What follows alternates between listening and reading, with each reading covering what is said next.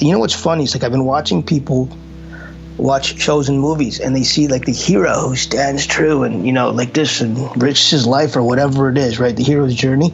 And then we love it. But everybody can have the hero's journey if they stay true to their calling. Like everybody can have that thing. We put it in our movies all the time because we know that's what we want.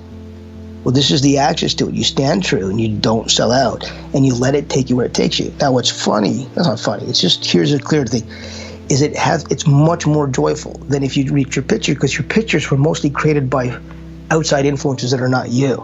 And you get there and that's not it. You get there and that's not it. If you stay true, you don't know where you're going to end up, but it'll always be home because you're staying true. This is episode 35 of the OwnStream podcast featuring Anurag Gupta.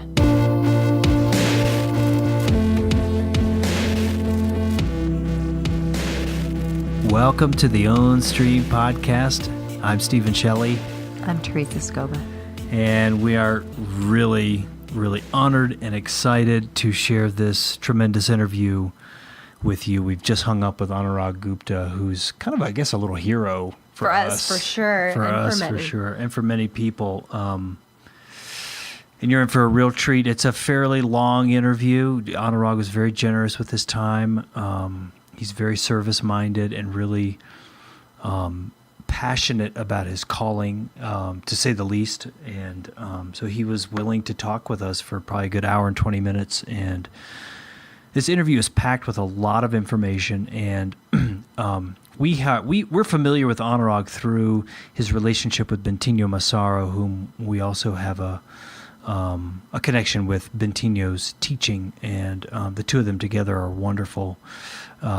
But so we're followers of Bentinho's, adepts, I guess, of his spiritual teaching, his spiritual path. And anyway, he works with Anurag a lot, and Anurag will appear on stage with Bentinho, and they're a wonderful kind of different personalities talking about very much the same thing. And Anurag's his teaching, if you will, is vast. It's huge. In fact, and we didn't get to everything in this interview, which hopefully will whet your appetite to engage with him, follow up with him. I think he does a weekly live stream, which we'll link to in the show notes, so that you can listen in and get involved and learn from him, because he's a wealth of knowledge.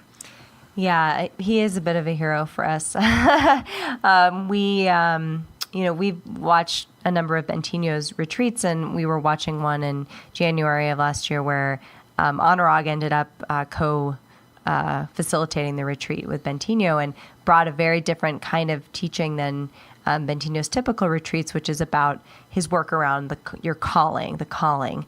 And that we talk about extensively in this interview, which is a big chunk of what his work is focused on in pursuit of his own calling. And this is really finding what brings you the most joy, finding what you're meant to do here, finding what puts you in flow and alignment.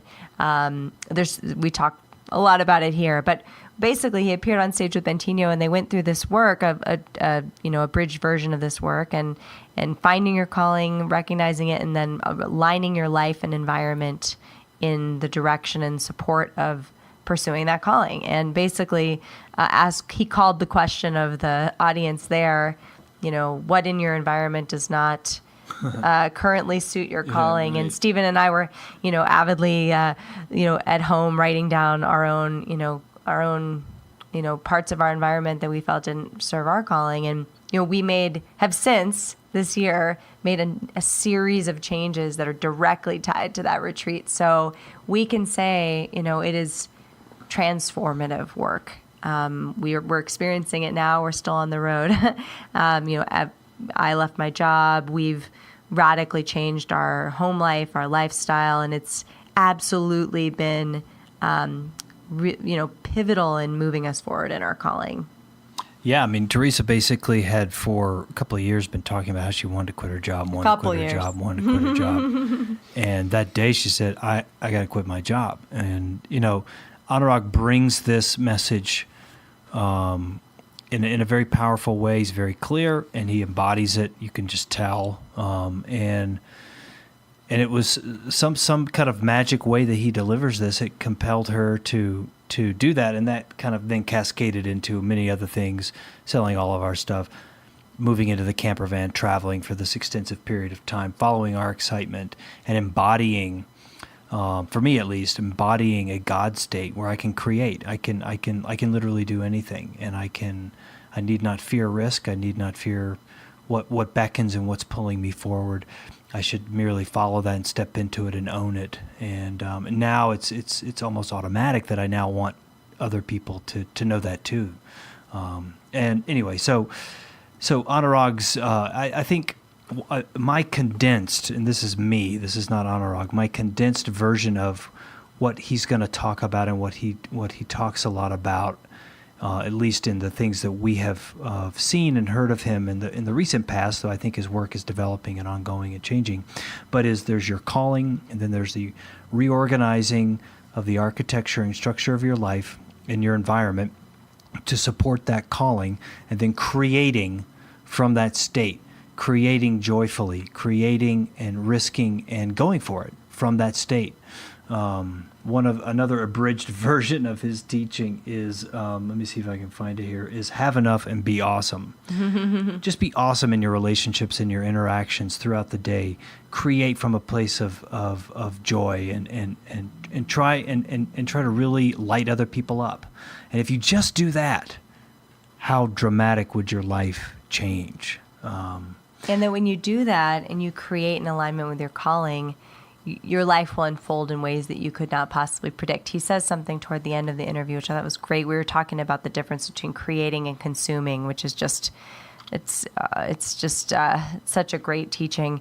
That, when you create, your life can unfold in ways that your wildest dreams couldn't have predicted, because even sometimes our wildest dreams can be so limited and are really the result of programming that others may have put there through the conditioning we've experienced. That rather, when you're in that flow state of creating in alignment with your joy and your excitement, things tend to unfold in ways you couldn't have possibly dreamed. So this is a very inspiring interview, and Anurag embodies what he's talking about. And so if you're somebody who's looking for inspiration, who wants a kick in the butt, or who just craves clarity around a way of approaching your life that blends spirituality and creation, it's not just about the inside, it's not just about the outside, it's about the harmony of both of those, and really at the end of the day about how there's really no difference. That's one thing he alludes to early on, and that he talks a lot about in some of the things that we've seen, that there's really no difference between the inside and the outside. And I think if one version of his calling is to remove any thought, any bridge that there might be a duality. So anyway, we'll stop talking about what Anurag talked about and let Anurag speak for himself, because he's certainly much better at it than we are. Before we get into the interview, though, I do want to plead with those of you who are fans of the podcast or who might really enjoy this episode. We really could use reviews on iTunes. We have a lot of them. We have, I think, over 20 5-star reviews right now, which is a great start. But the more 5-star reviews specifically we can get, the more audience members will attract. That's the simple math.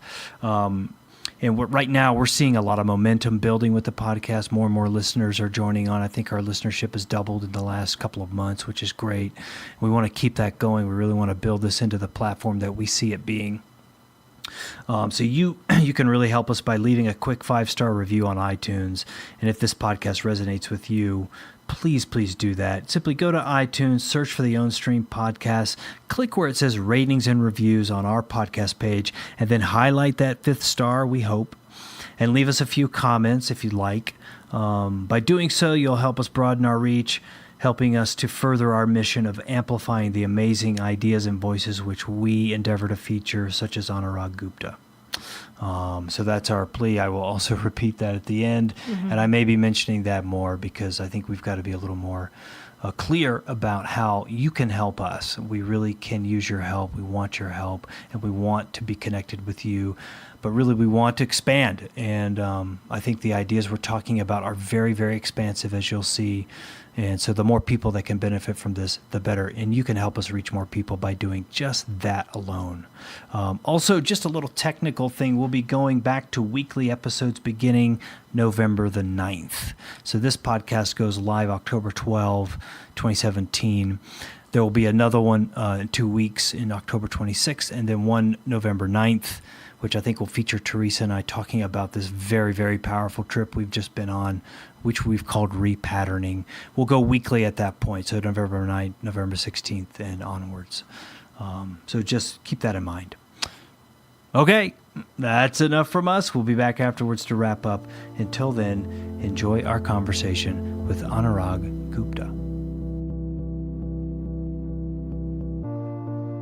All right, well, let's get started. Anurag, thanks for joining us. We're grateful to you for hopping on with us for the OnStream podcast, and it's great to see you. We're doing this, so we have our video monitors up. And where are you right now? Are you up in Canada or someplace else? Yeah, I'm in Ottawa, in Canada, at my mom's place. Oh, I got it. Cool.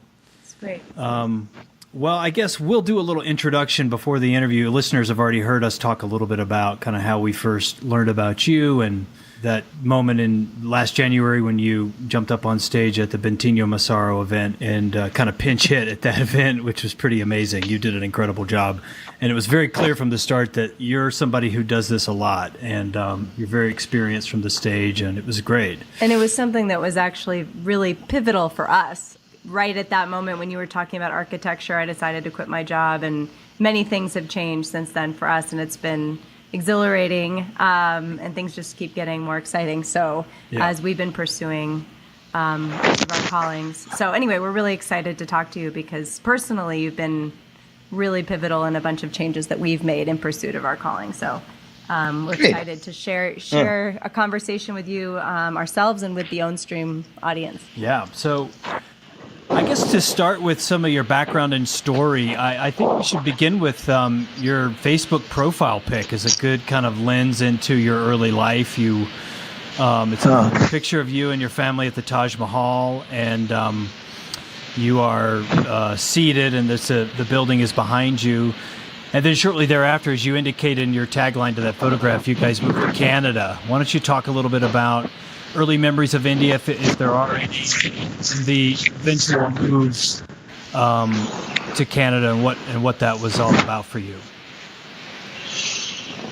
Well, I don't have a lot. I mean, I was 4 and a little bit when we moved, and I have these like fleeting pictures of the time in India before the move.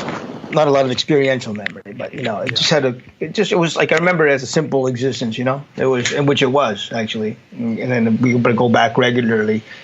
The move was disruptive. I mean, my family, we had like a really simple, stable existence. Both of my parents taught in college in a beautiful little town in the mountains, close to the Nepal border, and they spent all of their money buying 4 one-way tickets to Canada with me, my sister, and them.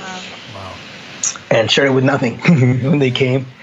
My father, his credentials didn't qualify for teaching. So he started out in a box factory and an assembly line in Toronto. I still do remember, like we landed in the end of February, and the only other family we had in Canada was in Sudbury, and Sudbury's a fairly cold place, and so we went from India to Sudbury in February. That'll wake you up. Oh man. Yeah. Which town in northern India were you born in? It's a town called Nainital. Okay.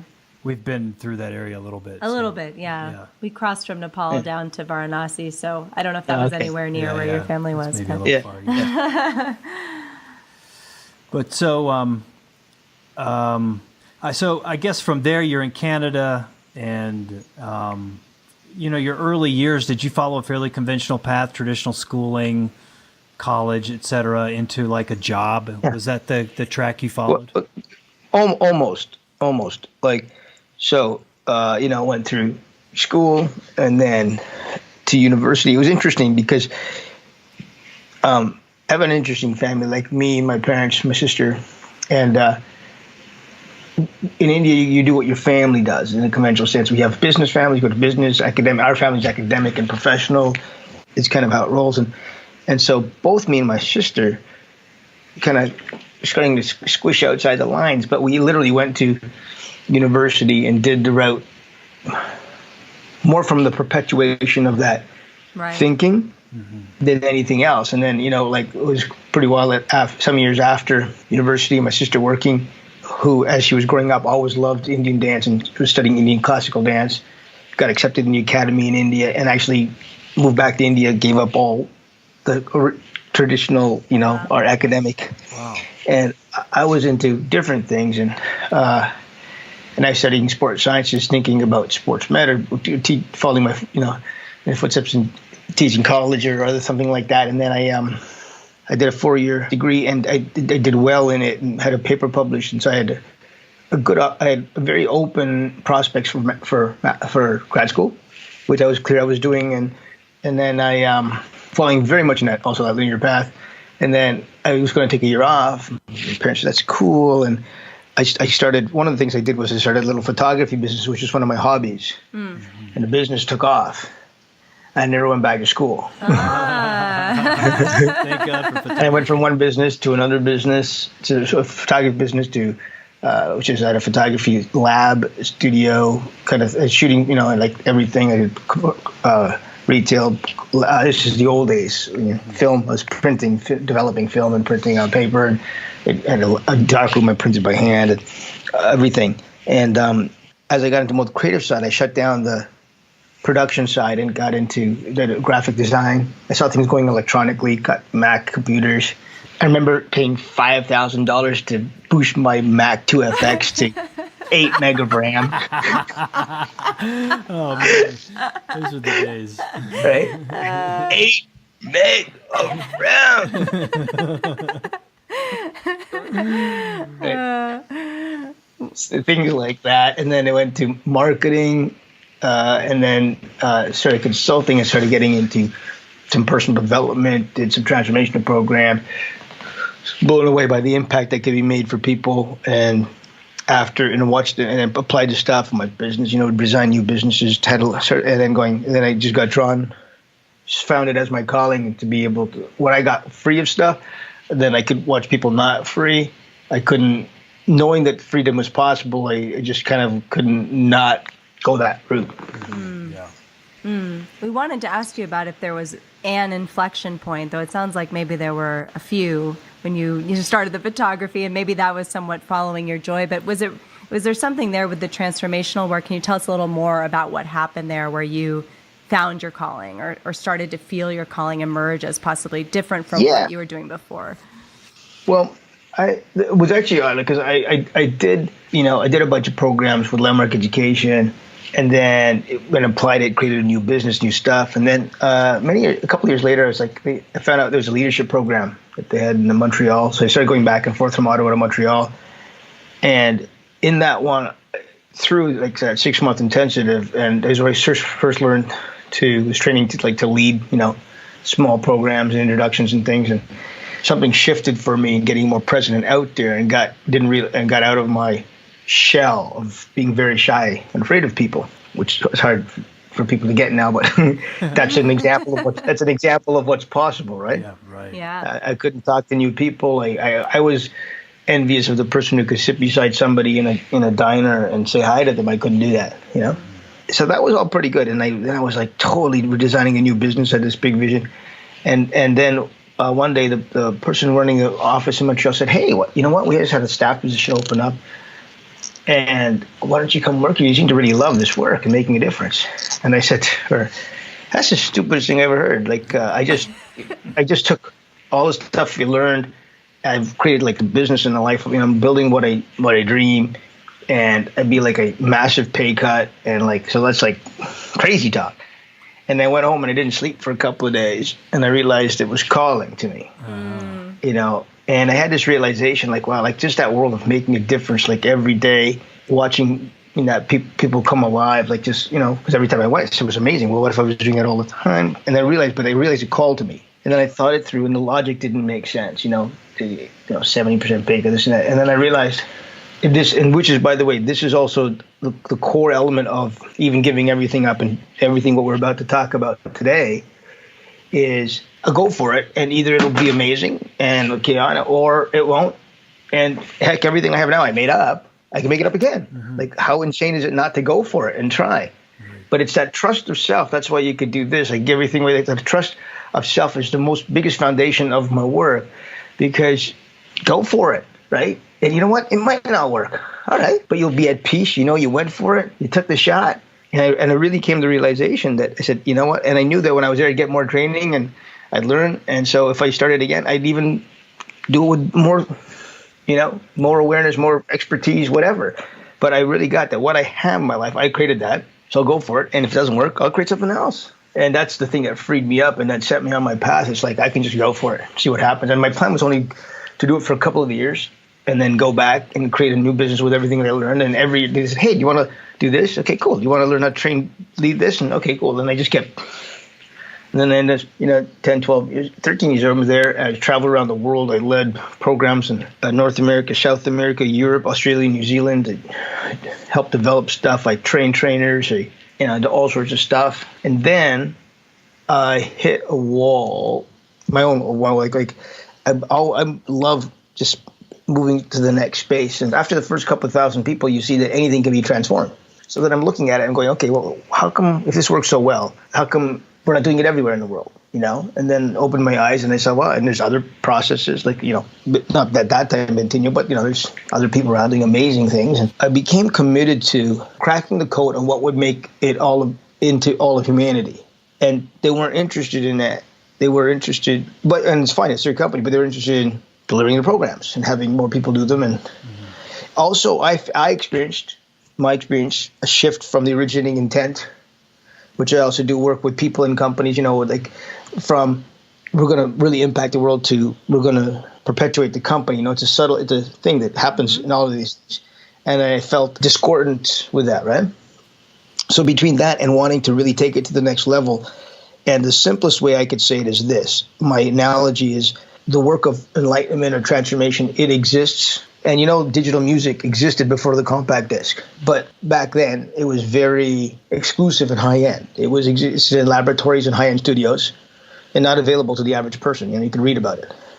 And then Philips spent 5 years creating the compact disc. And then a carrier was created where everybody could access digital music. And it changed how we listen to music today, right? Sure. So for me, now if you'd said some years ago, when we got like that in such a short amount of time, analog and vinyl would almost disappear and everybody in the world suddenly would have access to music and digital, that would seem odd. Mm-hmm. So for me, the work of transformation and enlightenment is like it's like digital music. It exists, but it's only in some exclusive places. It's not accessible by everybody. And so my purpose when I left there is for the last 10 years is how to create a carrier like the compact disc that would suddenly make it available to everybody so we even forget not it. So I stopped being about I'll show up at workshops, I'll do some stuff like that, but that's not, I did that for so many years and tens and thousands of people, but it wouldn't, I know something else is possible in the world. And it's getting now, for me now, that was just proof of concept. For a while it was like the calling, but now that was just a proof of concept. For what it really is how do we get it just available for everybody? I'm totally clear it's possible. Mm-hmm. I'd like to kind of layer in something here because you've alluded to in some of your talks that we've listened to about your own experiences with meditation, and you even said something, I think, back in Amsterdam a few months ago about, I think, in the course of some fairly deep meditations being kind of offered a chance to leave or a chance to depart this plane, if you will, and not to kind of diverge away from what you were just speaking of, but to just kind of layer in this path of, you're describing kind of this the jobs and beginning to talk about the deeper meaning of the work you were doing. But let's definitely get this layer established as we then kind of, I think, more sincerely in just a moment dive into the work you're doing now and kind of really flesh that out. All right. Well, a pivotal moment of that was, so I left all of that stuff and got into a much quieter space and started to go into deep meditations. And in one meditation, I was this is sometimes how my mind works. It takes things and moves them into progressions and lines of probability, various things. And one of the progressions that came up for me was how, I'd been very much a master of doing things. And the more I did that work in the world of being, the more I work with people, I could alter who they're being, the less they would do, but the doing would have way more leverage and produce much more. So more being, less doing, more impact, more being, less doing. And so then I progressed that down into the future. If I kept on that progression, all being, no doing. And I had this massive realization, which was that I used to think that those guys, it's not uncommon in India and Nepal to find monks who will say, I'm going to go now meditate in the cave for the rest of my life and transform the world.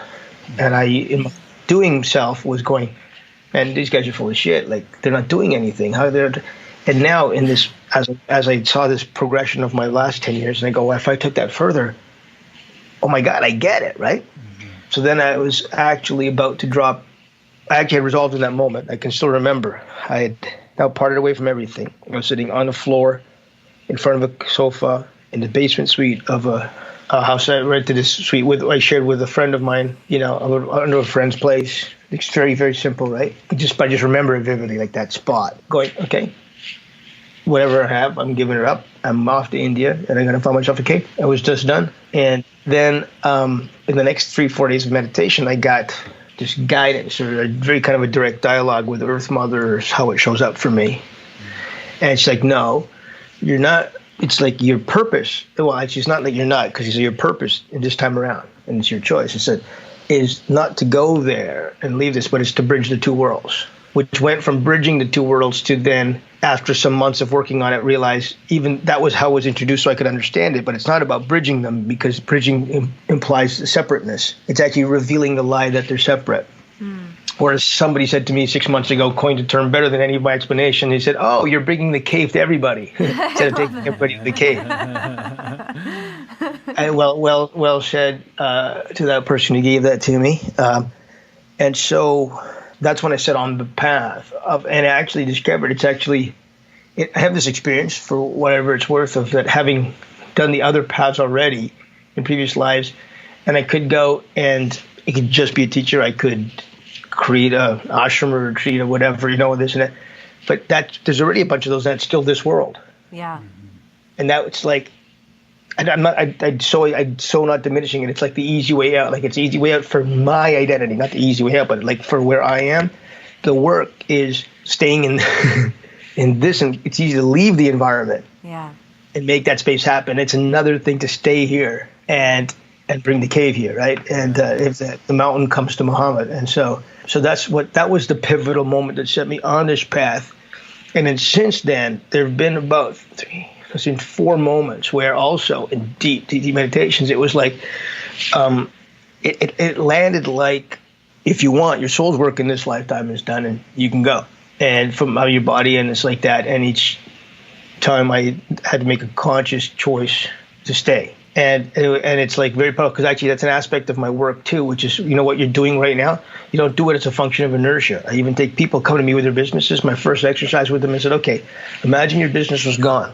Imagine it didn't exist. Imagine it's for 60 days you've been away from it. Relax, chill, and you totally cleanse your system. What would you want to do with the rest of your life today? And if you don't say, I would start that, I'm not going to work on coaching you on that being more successful, because then it's not you. It's not what you want. Why would I make a bigger thing you don't want in your life? So, the challenge of this path requires it. I think, it requires that it's a choice. And but I've had the direct experience. I've had to bring myself back in and choose that. And it's okay if I go. And so I just keep, it stays a fresh creation. And you said when you were doing that work and traveling the world, you discovered what you think is, what came to you as what could serve all humanity for your calling, and that you kind of cracked the code as to what could bring what you're trying to bring to the world. Can you tell us a little, for those who don't know your work, can you tell us more specifically about what the work is that you do, and what is that package of work you're talking about that can help bring people closer to? Yeah, sure. Well, the thing about it is that getting connected with who you are, like source. I'm going to say it in my language, which is people connecting with Source and fulfilling what Source wants from them in the world. I could say that. But, people getting who they really are. People look at finding themselves, say it a lot of different ways. But people going, being true to themselves, getting exactly what that is, and being able to live that in an uncompromising manner. When I say that, it's like a lot of people, oh, that's not me. No, actually having people get, you can do that. It's so simple. And the whole thing is it's not about you. See, that's the thing. I just look, and it's not even, there's no judgment in this. There's not even any altruism in this at the least. It's not even about the right thing. It's simply an observation of when people are fulfilled. Like all of my work is observational. People say, what theory or what philosophy? I got none.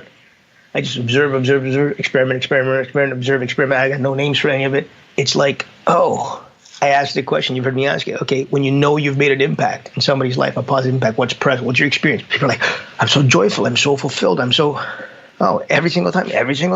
And so, okay, well, so if you always want that experience, yeah, okay, well, then always make a difference. Guess what? I mean, that's what people are chasing. And I just distilled it and observed it. And I experienced that there was and everybody has their flavor of contribution, that when they see this light happen to show up with other people, it's like totally fulfills who they are. And you can make everything, your life, your family, your business, your job, everything can be a vehicle for that. And if it does, it's remarkable. And it's so simple. And you don't need anything different. You don't need any more resources. You don't need a relationship you don't have. You don't need any more money. You don't need anything in order to start generating this. You can start generating it the second that you become aware of it. And then suddenly all those other things start to shift. So it's connecting with what we call your calling, your purpose. No right, wrong, or judgment. Simply an observation fact of it fits, and it's not about you. It's so simple in the one moment to be kind to another, and how much your heart sings in that moment. And people actually either they're very disconnected from that, have been connected at times, and then think the lie is that you can't live that way. Otherwise, you won't survive. You'll get eaten alive. Actually, not true. Not true. And there is a world of learning to have be responsible and have integrity and work. There's effort involved, but survival's not. That doesn't threaten your survival. So the core of it is that, the core of it. And then the next stage is if we start to build communities. Like I watched, I study everything, and everything is it replicates. Not even replicates, because that implies a separation. It's just nature. Mm-hmm. It's the same pattern everywhere. And you grow, so you plant a tree, you nurture it. It never grows exactly the particular to a model. You nurture it the right way, and then it bears fruit. And so the way it's shown to me is that the entire planet is one organism, and in fact, including us, we're just cells in the organism. And if you took a community, say all of us were a community, and I got my calling, which is that people experience Source, and yours is people experience being loved, and somebody else, you experience people being free and alive. And so, first of all, I get totally fulfilled every time I deliver my calling to another, so that you experience something, so I'm fulfilled. I don't have to worry about myself. Not only that, if our community has integrity, everybody around me is making sure I'm experiencing love, fulfillment, this.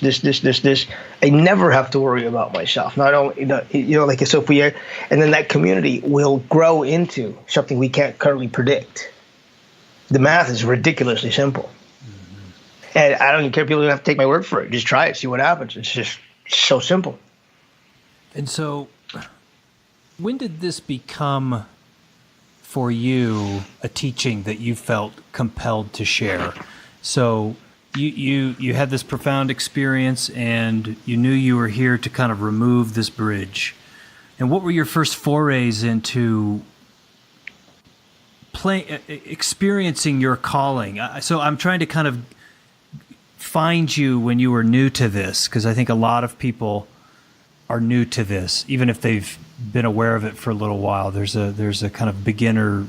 I think the timeline in terms of being a beginner might be fairly long. I don't know, but I'm trying to find you as a beginner and what kind of early struggles or challenges you had, and maybe even talk about what was your calling when you first began to conceive of this type of work or this type of path? Does that make sense?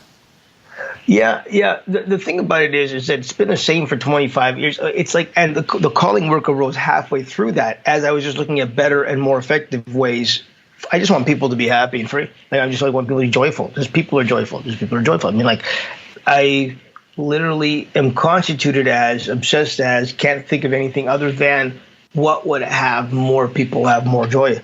And all the other things in the world, they'll resolve themselves. You know, when people are joyful, they won't have to consume so much shit. When people are joyful, they won't have to fight with it. I mean, you don't have, rather than fix those things, resolve what even has those things happen. Mm-hmm. But there's not even that much thought to it. I just look at people and go, "Is you happy? Be happy." How awesome would it be to be people who are just happy? And so I've just been on this thing about having people be happy for as long as I can remember. And I just, as I got, whatever I learned, then there's the next thing, the next thing, and then the next thing. And in that aspect of, it was just like, oh, and then when it hit the back then, I called it the sourceful intention, and it's evolved into just simply call it your calling. It's the intention that sources who you are. So that's why it was a sourceful intention. It was a bit more cumbersome, but all I was looking at what's more effective and what's more effective and what's more effective, because what I had wasn't simple and effective enough to be reproducible and deployable at a large scale. So when I flipped into this work, now it is. How do I know? Because I'm now doing it and other people do it with other people and they go, and it produces it. Okay, good. So now I hit a level of simplicity and reproducibility. Now I'm working on deployment, which is this. How do I get it online? How do we create communities, businesses, and other things as prototypes? But it wasn't like I don't feel it like, oh, I was a beginner at this at some particular time. It just evolved inside of that constant intention just to have, I literally can't see why everybody on the planet couldn't be happy. No. You were talking before about when you got offered a position you're excited about, and you said, oh, I'm not worried about taking that pay cut and whatever because I created this, I'll just create whatever I need, right? And a lot of people, I think, and you just talked about it, you know, a lot gets in the way, a lot of fear, a lot of limiting beliefs, a lot of programmed beliefs about lack get in the way of people kind of pursuing their calling or pursuing their joy, right? The thing that gets them excited, the thing that lights them up. They don't do it because they're like, oh shit, I'm not gonna have enough money or blah, blah, blah, blah. Like, yeah. Did you ever have any of that, or did you just know? Like, I was just struck by you're like, I created this, I can just create something else. Like, was that always with you, or was that something you kind of learned along the way? And yeah, well, I mean, the thing was, I was grappling in that moment. It seemed absurd to take a 75% pay cut, but then now I didn't realize it then, but I look back, that's the programming. Like, who says? Like, who says you don't? Like, where is it written that that's the wrong way to go? It's like backwards. Where is that? Like, right. But we're not even thinking. Now, I look back at that because of a lot of the thinking that I can see how we're not even doing our thinking. We're being thought by our environment. That's my way of saying it, you know. Yeah. But in that moment, it was just like, I was having this moment of angst. Like, this thing, I'm passionate about this. I want to do it. But my mind's going, dude, but it doesn't make any sense. And so I was working hard to come up with a way to resolve for myself what was the gap in that moment. I was like, dude, like, okay, well, I want to do this, but this is this. So, okay, well, let's. And I was just there going, well, okay, well, what's in the way of me doing this? If I'm really passionate about it, well, it's this. Okay, well, what about that? You know, what about this thing? What about this business that I built? Oh yeah, I built it. You know, the funny thing about it is it's not even significant because this is the nature of my work. You heard me talk about with your intention, you'll make it happen. We're so profoundly full of shit as human beings.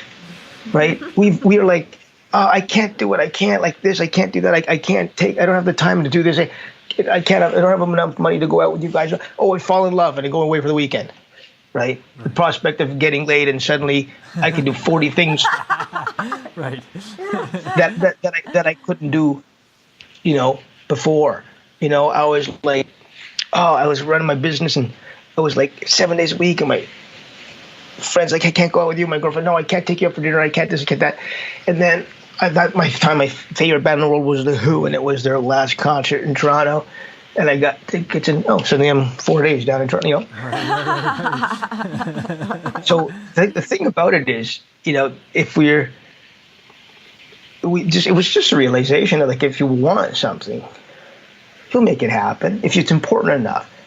And so we'll figure it out. We'll rationalize. So it was like, oh, wait a minute. If I want to do this, I'll do it. And if I want to start again, because I built everything, the stuff that was important to me, just realized it. It was like, as I was working through that. And that's part of the thing that I really want to have people to get. You know, there's there's a few different ways to look at it. Like people are like, I don't, let me say it like this. We're so not connected to our full power, right? Mm-hmm. And people are like, no, I'm really worried about your survival? You have kids? Yeah, okay, good. Will your kids starve? No. How do you know? No, because I never, okay, good. But you didn't even have to think. Yeah, no, they won't. Okay, if I took everything and every dime away from you, will they starve? No. Oh, isn't that interesting? Suddenly you're so powerful. Mm-hmm. Yeah.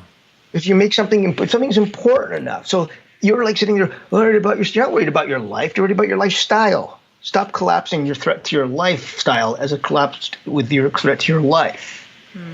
And the fact is that if it was important enough, you would do this, you do that, yeah, okay, good. And suddenly if you let people get it, they feel that surge of power, like there's no way, I'll do whatever it takes. Exactly. So that's why you can swing out, let it all go, risk it, because if you actually needed to do something else then to get back on your feet, you'll do it. Yeah. One of the things that you talk a lot about along with your calling is organizing your environment and the architecture of your life to suit that calling, to align with that calling as much as you possibly can. And I know from having listened to you and corresponded a little bit with you that you've done some rather, if you will, dramatic versions of that. I know you've sold everything, you've given money away. Why don't you give us a taste of how you've done that, what that's looked like for you, and through that describe the importance of this element to your work? Sure. Well, your architecture and your environment is what you really respond to. And people keep trying to have a different experience and different behavior in the same environment, right? So, looked at how do I want to live? Listen, if you play soccer and you want your game to improve, you play with people who are a little bit better than you. You're gonna respond to the environment and the game around you, right? Not only people do not do that, they try to improve their soccer game while being in a pool room, and then they wonder why it's not getting better. And I'm generalizing for sure, just to make the point here, So, for instance, this started with doing the workshops and people coming to workshops and going, oh, this is so amazing, and then going away and then it doesn't stick. Okay, right. Well, every environment that we're talking loud in a noisy bar, we walk into a church, we just change our behavior instantly. Quiet, this, If try to get you to yell in a church, you won't. You won't want to. Every environment pulls for something and pushes against other things. So I'm going, oh my God, I'm trying to change my behavior in the same environment. So your environment is constantly eliciting exactly one thing. You go away to a workshop or retreat, which is designed for authenticity, connection, expression. It's designed for that environment. And then we wonder, and the old environment was designed for what? Well, what was happening? So then we wonder why you regress when you go back to the environment. That's insane. So I became really keen, like, well, what do I want to have alive? Okay, well, what's the environment that requires that? So one of the things is only working with people who, one of the ways I keep myself alive is with consulting business. We have a very good track record of pushing very good, what people call business results. I've never done a sales call since I started 10 years, but because it's only focused on the quality of the work at the highest level I possibly can. That brings what it brings. And I learned about so I've walked away from incredible possible contracts. I've left them partway through, walked away from the money, walked away from millions of dollars because the environment was something less than exceptional, right? And it's funny because I was sharing with my friend, client, adopted into his family, like of the other side of a client of like almost worked on and off for 15 years. I said, hey, Fernando, I said, I just realized all those millions I walked away from, what I got, the sense of self and groundedness I got from them and the peace and the joy from saying no, I could have not bought anything with all the money. And I said, yes, that comes even close. Yeah. So one of the things is, for instance, what I work on is the people. So here's an example. So Fernando, who I work with, so I'm very, very, got rid of a lot of kind of clients in the conventional sense, and I'm very rigorous. And sometimes I make a mistake. And sometimes I've even been lied to, we're all about making a difference. We're all about this. And you get into it in 3 months. It's not just about the money. And we walk. People go, you crazy. It doesn't matter. So creating an environment that's consistent with how I want to live. So, sorry, I'm laughing because I remember being in a meeting with some venture capitalists in Montreal who were looking at partnering. They said, okay, we'll bring the capital companies and they do your work and your track record is very good. But they couldn't let go of the conventional way of operating and thinking it's about the money. And they said, I can do it. Look, I'll show you. I said, you want to make $1 billion? I'll show you how to make $1 billion. I've worked it out. The moment I worked it out a couple of different ways, I had no interest in doing it anymore. I just know that I could. And they were like, you're full of it. So I sat down and I laid out a blueprint for exactly how I would do it in one industry and exactly what. And at the end of it, they're like, holy shit, let's do that. That would work. That was like, they were like ready to back it right there. I said, no, it would work. I worked it out. And he goes, well, why don't you do it? Well, because I have to work my ass off on this for 5 years. And yeah, but then you'd like have a $1 billion company. And I go, yeah, but why do I want that? Because then you can do whatever you want. So what I'm actually doing whatever I want. That's what I'm doing, right? I'm doing exactly what I want. So why would I not do what I want for 5 or 6 years, have $1 billion, and then I can later do what I want? So an example of environment and what is thoughtful is I say no to what's not, and people think you can't survive. No, if you can't say no to what you don't want, you won't have room for what you do want. So Fernando, as an example, is this amazing man. He's like a client, but he's like a family. I don't have any clients that I don't stay with, hang out with. And, he's like, oh, when I go, he's like, okay, let's go do this. He goes, like last year, I was like, had a very hard time dealing with a lot of family stuff and the separation from my fiance, and I was kind of tired, almost burned out. And he's like, and I'm going down to work with him in Colombia. I get there, we're going away for the weekend first before we work. Takes me out to a country house with him and his family. We do this, we hang out at the pool, take me horseback riding dirt bikes. So this that's just the nature of the people that I have. Being with, we do great work together, we have projects, it's financially fruitful, but more than anything, we have each other's back and we love each other. But I don't have anybody that I work with that is not like that. Right. So I just did 3 sessions, one in Mexico, one in LA, and one in Atlanta, with 3 different people that are working with projects, and in each case, they're staying in their homes. Yeah. But not just like crashing, like we're hanging, loving it, we're together, we're working, we're doing more like that. So, but it's a very, very, and I'm willing to have much less work. I'm willing to have very little work, but only with people whom I literally love and trust and care about. Does that answer your question? Yeah. Yeah, definitely.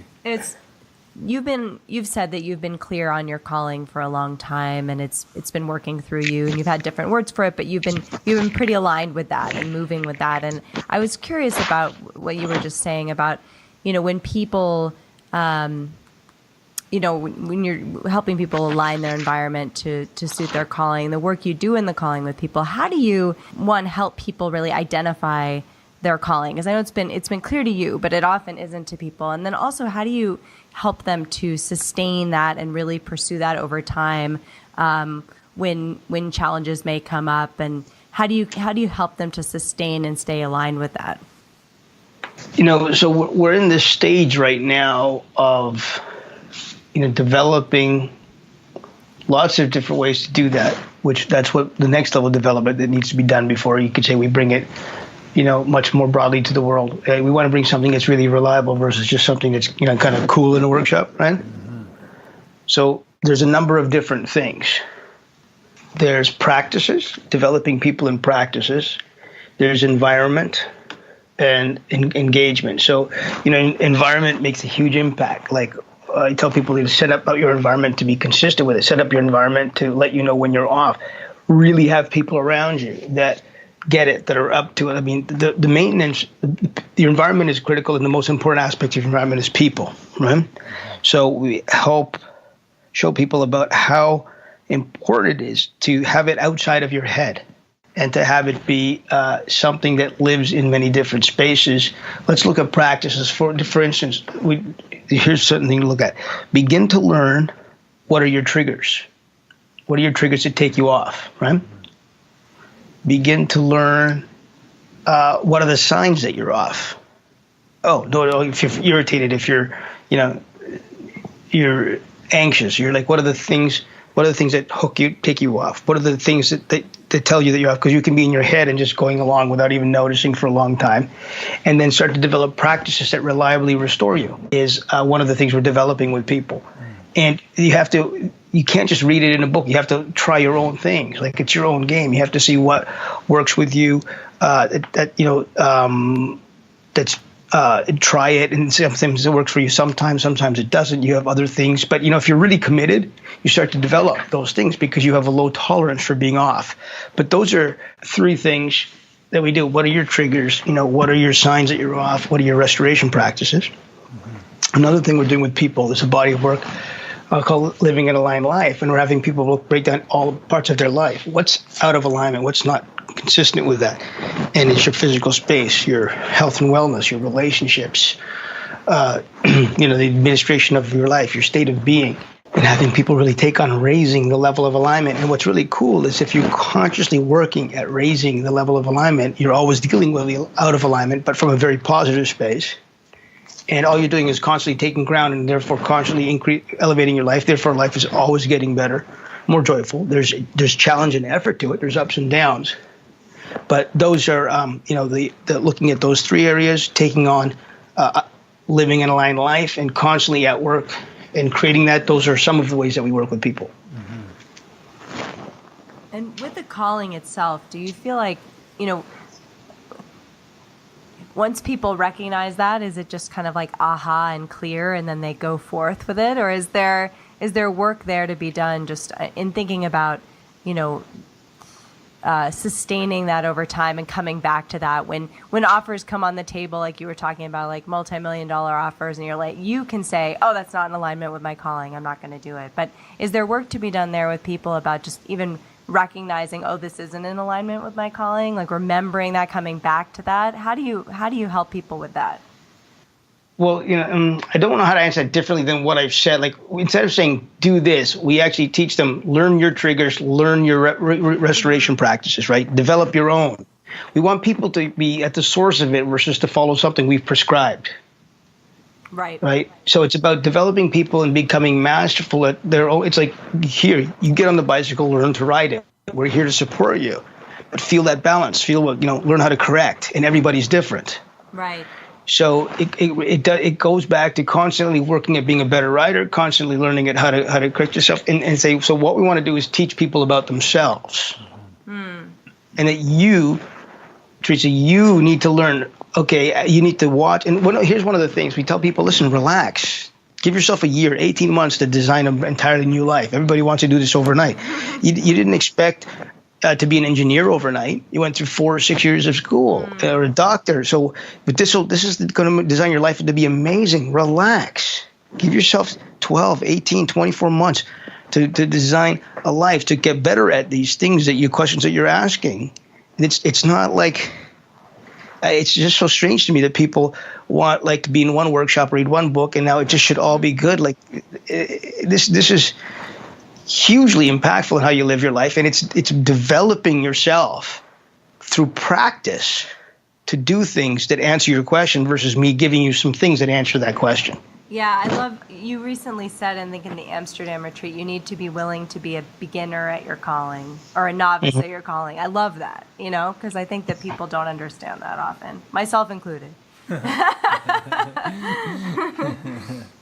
Anurag, on the to kind of come into this a little more, one thing that you talk a lot about every time I've heard you basically is the difference between consuming and creating, which I think helps maybe clarify to someone who may be new to this, like what does this look like, and am I already aligned or not? And I think the way you describe the difference between consuming and creating is very unique and extremely rich as a way to begin, as a lens really, to begin to look at your life and think, oh my goodness, this is filled with consuming, and I'm really more excited and more alive when I'm creating. Maybe get into that a little bit, because you have a really, really cool take on the difference there. Okay. Well, this is, for me, the most pivotal aspect of all the work that we developed in the last 15 years. And that is, the observation of people, and it's without realizing it, people are really working hard at trying to get the most out of life. And you say, yeah, I want to get the most out of life. That seems so logical. Nobody questions it. But we challenge it. And the reason we challenge it is because people see getting the most out of life as achieving a high state of fulfillment, and it's not. And the reason is because when you're trying to get something from life, it's a context, an approach or perspective that's consuming. Like I want to receive something. It's not good or bad. It just has one experience of life. So consuming has an experience of gratification, relief, distraction, reacting. Those are the flavors of the regular world, and it's most of our adult life is in this world. And there's an alternative instead of consuming. What can I get from life, which is creating. Creating, so I said, and usually I put this on the board because it's powerful to just look at that. Consuming, you have gratification, chasing little hits of something. You do something, you buy something, you feel good. Somebody gives you a compliment, you feel good for a second, and then it's gone. Relief or gratification, relief and distraction, from stuff or just reacting to things. And versus creating, which instead of gratification, which only lasts a second, has a sense of deep satisfaction, like in your bones, satisfied. It takes effort, but it's joyful. And you're creating, you're bringing into existence something that doesn't exist. Consuming is consuming something that does exist. Creating is something bringing into existence something that doesn't exist. It's satisfying, it's joyful, it's expressed, and it's free. You have freedom in it. Consuming is what can I get from life? And creating is what can I give to life. And that's the most important distinction. And, every company we've ever worked with, it's not a startup. We can see that when they started, they were bringing into something that didn't exist. They were creating, they were on fire, they were passionate. And then something happened. They hit a point. We can always find that point where suddenly it was like, I want to, and we're making good money. Let's just spend money and have the gratification of goodies, or I want relief from this, or distraction from this, or I'm just reacting to all the overwhelm that's coming at me. And I'm not saying there's some stuff to deal with, but then people stop creating.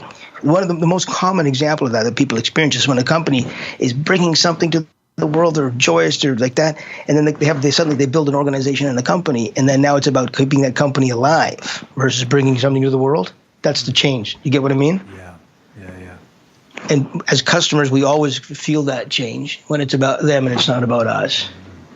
All the way to the other end of the spectrum, you're madly in love. Like I looked at people's most joyful moments, and there are people like, oh, when I was in love. And so I find people in love, and I say, why is it so magical? They say, because of this person in my life. And I go, but if that's the reason, then it should always be magical. That how come they're still there when it's not magical anymore? Mm-hmm. And people are like, oh, I didn't think of that. And so my assertion is, Stephen, that when you're creating, right? When you're creating, it's just magical. We could be sitting around riffing on ideas for a party or for a business. We're riffing back and forth. It's so juicy, that creative moment, And that's why people are willing to be starving artists. There's nothing like a creative space. And so there you are creating. And when you have, again, creating is bringing into existence that which doesn't already exist. It's new, it's fresh. And you could wake up and you could just respond to what comes at you. You could just react to what's coming at you and survive the day. That's our normal routine. When you're in love, you're sitting there going, wow, what can I do for them? How could I'm going to buy them this or write them a poem, or, what am I going to, you're actually going to generate something that wasn't going to happen, which brings your creative energy forth. That's what makes it magical, is that you're using the relationship as a canvas to create. Not because it's there, because it's still there, and you stop creating, and then you want to get, then you go back to consuming, which is, can I get gratification? What can I get from this relationship? Am I getting what I want? Distraction, relief, gratification, reacting. That's so. You can turn. The honeymoon experience never has to leave anything if you're willing to make the effort and deal with the uncertainty of creating. You go away. All these examples I studied, you go away to. An amazing, holiday with friends, and you built a beach house or a ski chalet, and it's the best time ever. So the next year you try to book exactly the same thing with the same people. You show up at the same time, and it's not the same, right? And you're like, wait a minute, what happened? Well, because you're trying to consume something. The first time you were creating it, you have to create it again. You move to a new city, and it's got all this freshness, and you're creating a relationship to the city. You're creating a body of knowledge. And then After a while, you stop creating, you start consuming the body of knowledge that you've created, and you stop going new places and you stop exploring, and then it's kind of like dull. It doesn't have the same kind of juice, you know. And so, if we're willing to make the effort that's involved in creating, we can have that very vibrant experience of life. Then you can apply this to if you looked at every aspect of your life, you could see where it was magical and where it wasn't. You could look at everything society. You could look at how did the United Kingdom or the United States, they go from nothing to like dominating so much of the world. When they didn't exist, then the entire population had to be in a creative state because there was nothing to consume, which skyrocketed the population and the country beyond other countries that were established and no longer needed to create to survive. And, the thing about it is, it's not the activity, it's the context. Because people go, oh yeah, well, I'm a graphic designer, so I'm always creating. No, not necessarily. Like, we've had authors and musicians who are favorite, and then they put out a bomb. They actually have it's effort to create each time. You're just in my world. You're either creating the art of living or you're not. It doesn't matter what kind of activity. So it's just it's not like people say, oh well, like for instance, and people will go, oh well, that's like even a substance or drinking, that's escape, or no, you can create a moment. Like I create a scotch and a cigar as a moment, me and Bentinho, and it's beautiful. Or you can hammer down scotch in order to make you relief, right? Mm-hmm.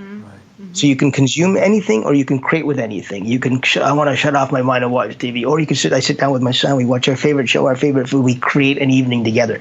It's that you're creating it, is you're making an effort to create it. Putting responsibility on the activity or the substance has you no longer be source. Mm-hmm. But if you bring a creative context to anything, I get up in the morning, and if I'm going to have coffee, I think about it for a second. I make coffee. What do I want to read? Is there a nice sunny spot? Like I create the moment of having my coffee, and it's like just magic, Yeah. I want to kind of piggyback on that, get your take on this, but to illustrate that, we have a 17-month-old little girl, and so I'm constantly trying to find new ways to entertain her and excite her, and I'll do really ridiculous things. And what I found, it's like the old improv thing where the first time I do it, and it's really alive, and she's like lit up, it's like funny, she's laughing, and I can't tell you how many times I've tried to go back to that bit and do it again, and it doesn't work. It doesn't work. She doesn't think it's funny. It doesn't, and so.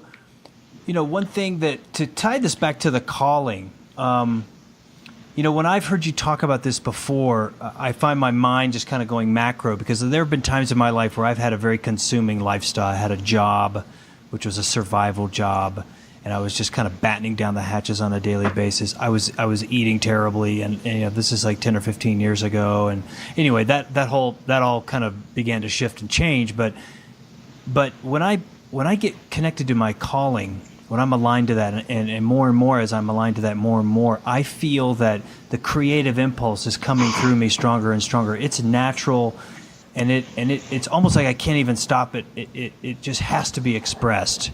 So I'm connecting this idea, consuming and creating, back to the notion of one's calling. I'd like for you to kind of speak to that just briefly. Sure. So. If people get the idea of creating versus consuming, and then they want to build both an incredibly joyful existence and that kind of vital aliveness of creating, is you surrender, you take on a real rigor with your calling. So my calling is that people are a source of joy for themselves and others. Whatever your calling is, it's not already there. It's not in the natural flow. So if you take on the delivery of your calling, it requires you to be creating, because it doesn't exist by itself. Right. Whatever your calling is, it's bringing life to something. It's bringing life to something, which is erasing it from where it is, which requires creating. So the surrender your calling, like if you were versus just shutting off, it's fundamentally it's being alive and conscious versus an automatic. And our world is set up with so many things to make that we could survive an automatic entire lives. Mm-hmm.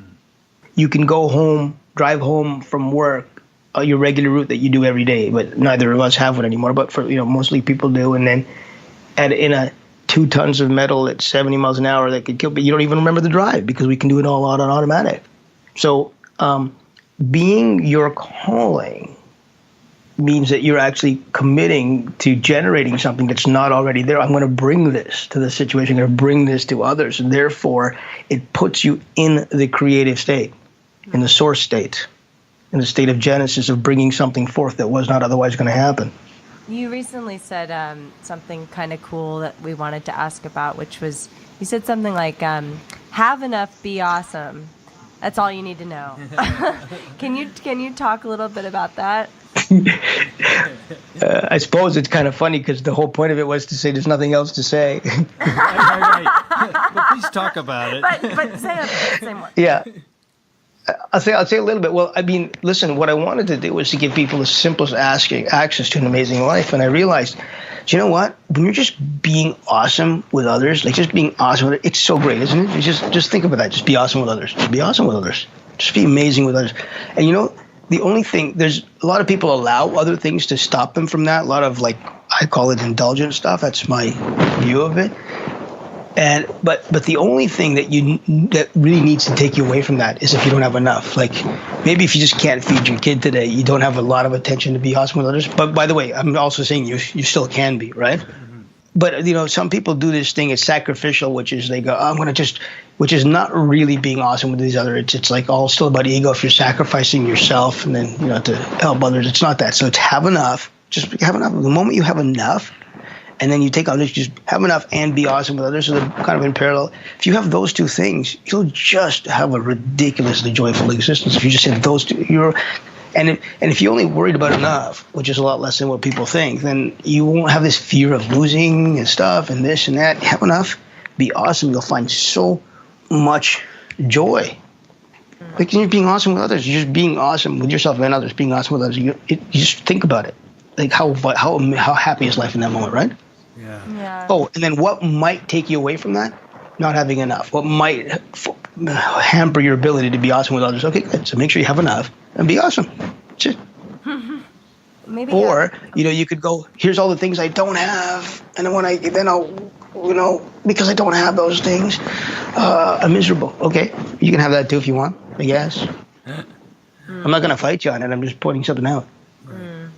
Coming back to your calling and what you want people to experience and achieve, can you tell us about maybe a couple examples of ways that you've seen people's lives be radically altered by the work that you do? Just where I was just in Atlanta was, with his fellow Christopher, who, got his clear, and he, stopped doing the job he was doing and my business he was doing, and created a new business that was completely aligned with his, what he wants to express in the world, and not trying to now do that. He's achieved, I was going to say, it's not important, but he's got his dream house, his dream car, but he wasn't going after. But mostly he's just like, I can't believe how happy I am. I even want to take those other things out of it because he doesn't, it's like, whatever, that's not what he's happy about. Right? It's that he's created something where he gets to generate what he loves, completely different path.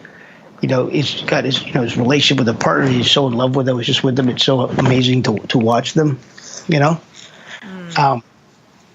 Actually, here's one of my favorite ones. When you work in a really aligned state, really, really, really cool stuff happens. Working from your calling, and So I was shared with some people how we were coming and doing a workshop. Me and my colleague Richard in June in LA, and he was off in China for a month. Left it with me to do the regular work of this and filling the workshop. And I was coming into this really new space that was more rigorous and more demanding. And I was telling people, don't come unless you're really willing to do this work and it's not about you.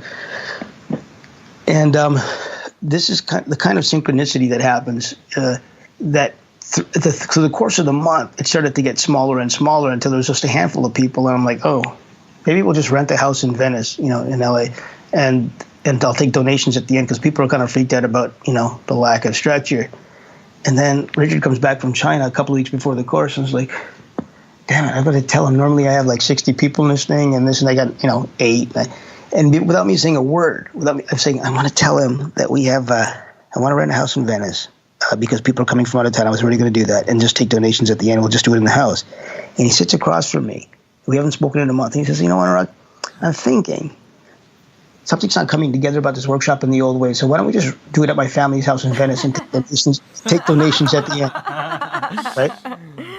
You get that's like a level of like word, like literally word for word. Now that happens with Rich and I a lot. But here's what I love is that. So here's people in the workshop. Here's another example of a woman who's in the workshop. She's really great. She's a neuroscientist, a really great job. It makes a difference. It's pretty good, you know, but pretty good is different than this is completely aligned. So now your level goes up, right? Your level of the demand of the precision of how much it's got to be. It's not like pretty good is no longer it anymore. Mm-hmm. So she's sharing on a webinar about how a few weeks after the workshop, she got, oh my God, this is a really good job. It's comfortable. It's this. It pays really well. But I'm living aligned with my calling. It's actually, I have to quit. It's just not it. It's like, it's good, but it's not it. And so it's all about staying pure and true.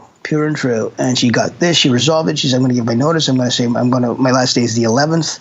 She got very clear what she's up to, that she's got to move. And then she gets called into the management's office. And they say, we're going to eliminate your position. Huh. This is after she's like did this with her husband and got to handle the financial impact of this. And before she could say anything, they say, we're limiting your position. So because we're doing it, here's a great severance package. You can use the rest of the time while you're here to look for another job. Oh, by the way, your last day is the 11th. Mm-hmm. Wow. Love it. So it's like that kind of stuff happens from this. It's people going, this is not who I am or what I want to be doing.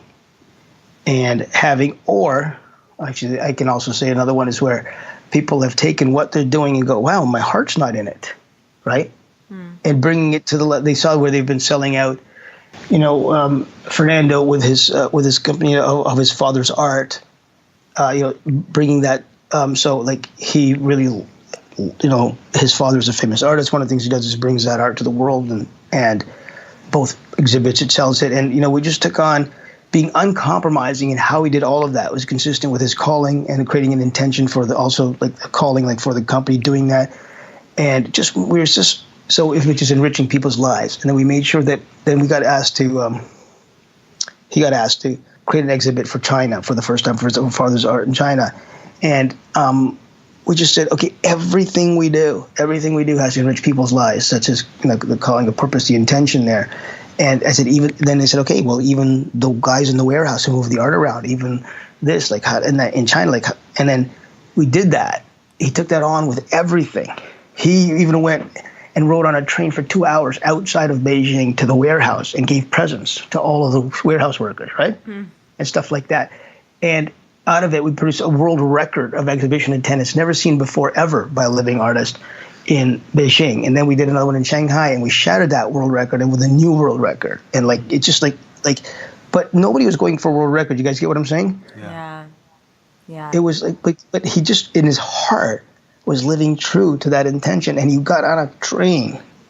So you have to do, because I said no, live it everywhere. Everybody who touches this project, I'm going to enrich their lives. And then he's Colombian, and he brought these little crafts from Colombia, and he went to the warehouse and just like everything, and he just and just magic. Does that answer your question? Oh yeah, totally. Yeah, absolutely.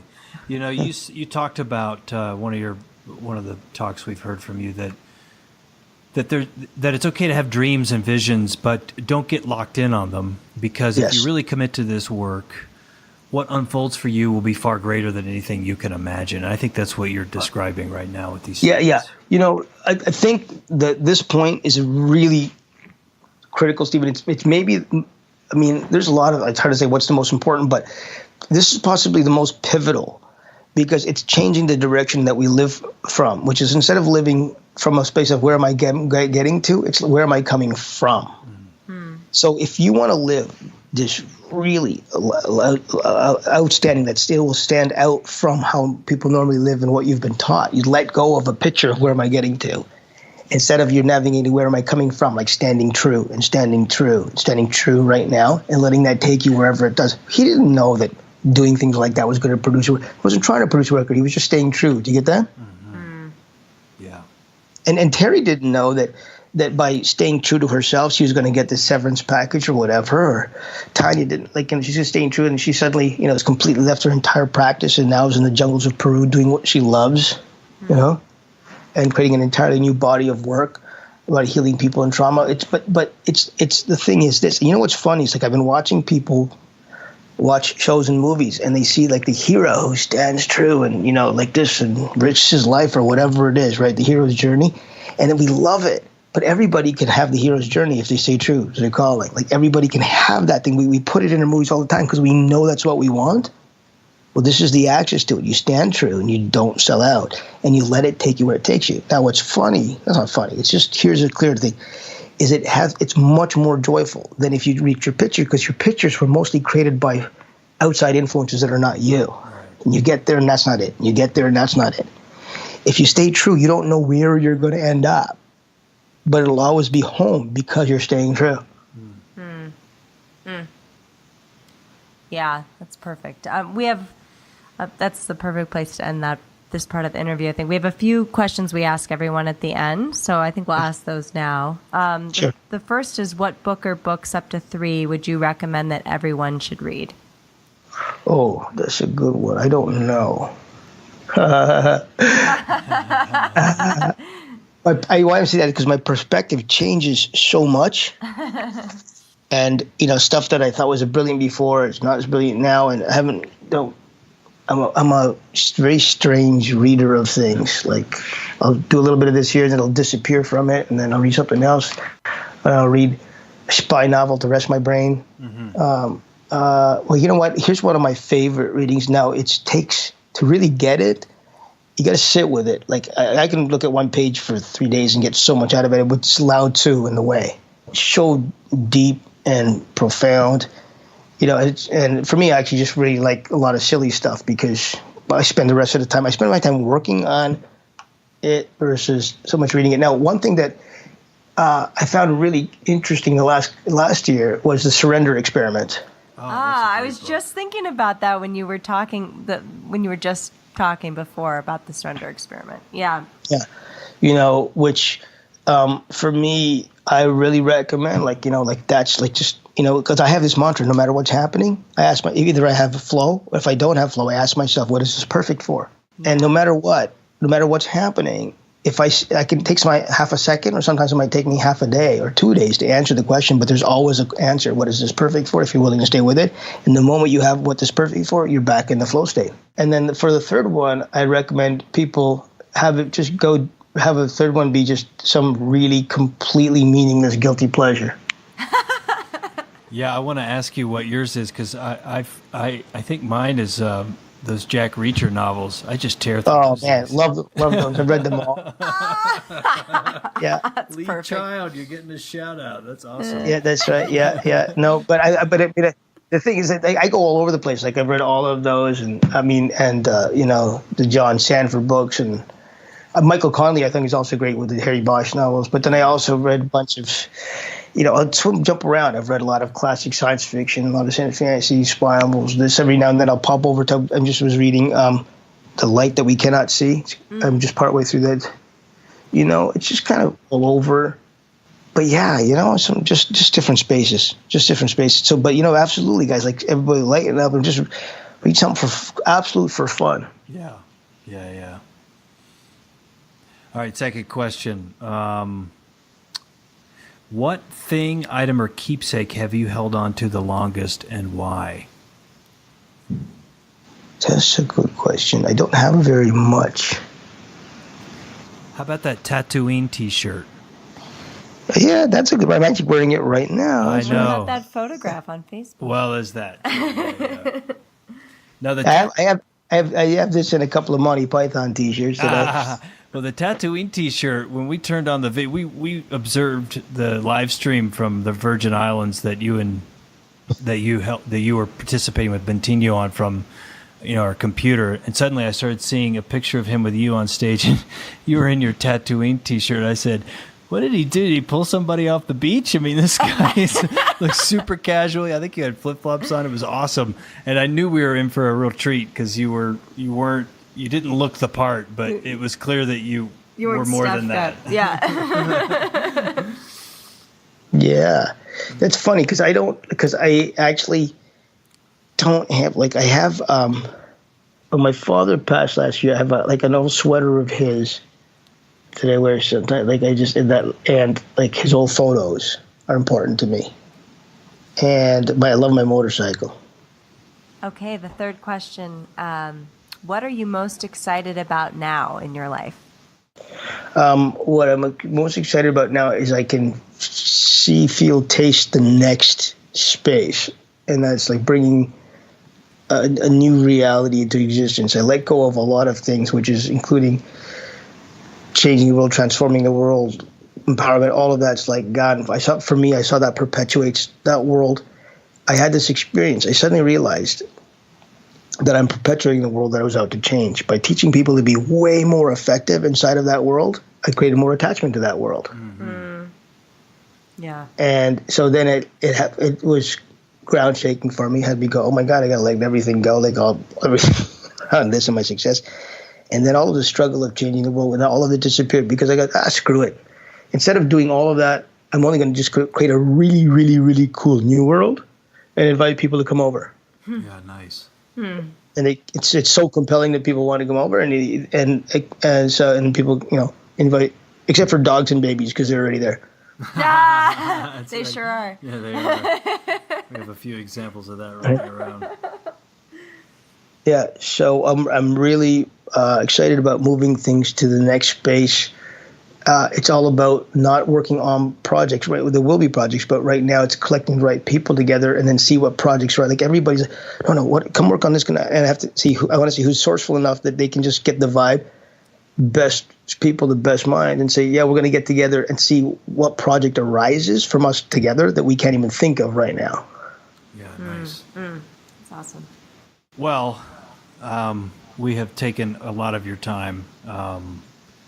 Thank you, Anurag. I guess before we let you go, actually, we should give you a chance to just kind of share with people where they can connect with you online, what folks ought to know about what's coming up for you, any appearances, and specifically, I think I read somewhere about a weekly live stream that could be myth. I don't want to. Oh yeah. No, I do. Actually, it's tomorrow morning. Every morning.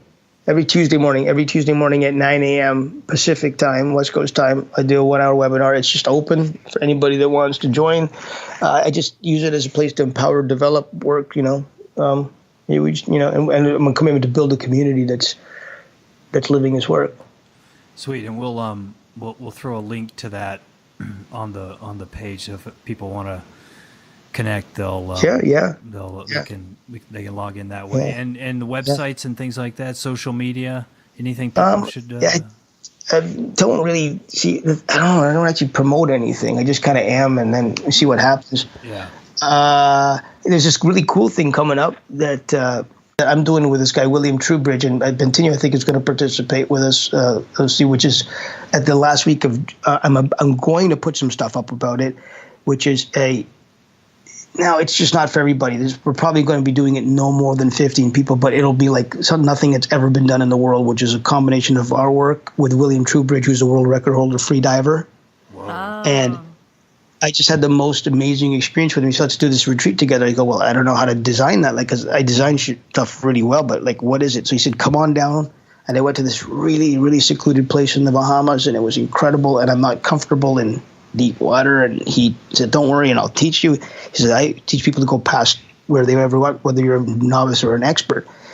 And I went from being uncomfortable to being able to go 10, 12 feet, and then hitting all my barriers and my breath and equalization. Until in 4 days I did a 50-foot free dive. Wow. It was I couldn't believe it. And I'm out there, I do all sorts of crazy shit. And I'm I would have said the day before that I could not do 50 feet. And then I saw how it overlaps all of our work, the world of equalizing, stopping, creating, going past the fear, the breath, all of these different things. And so we're going to do this retreat together in the last week of January in Hawaii, and we're probably going to max it out at maybe 15 people. That will be coming up. So I'll put postings on it. I'll post something, Bentinho will, stuff like that. But we're creating an entirely new body of work that will be very, very cool coming from that.